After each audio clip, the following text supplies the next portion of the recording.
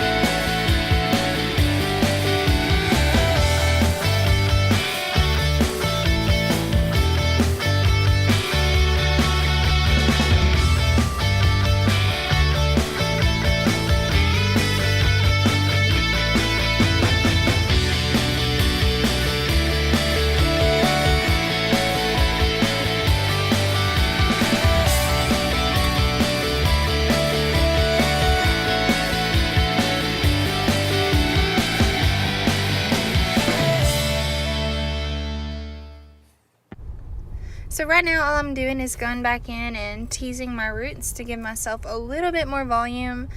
This just helps on day 2 and 3 hair whenever my hair needs to be kind of getting dirty.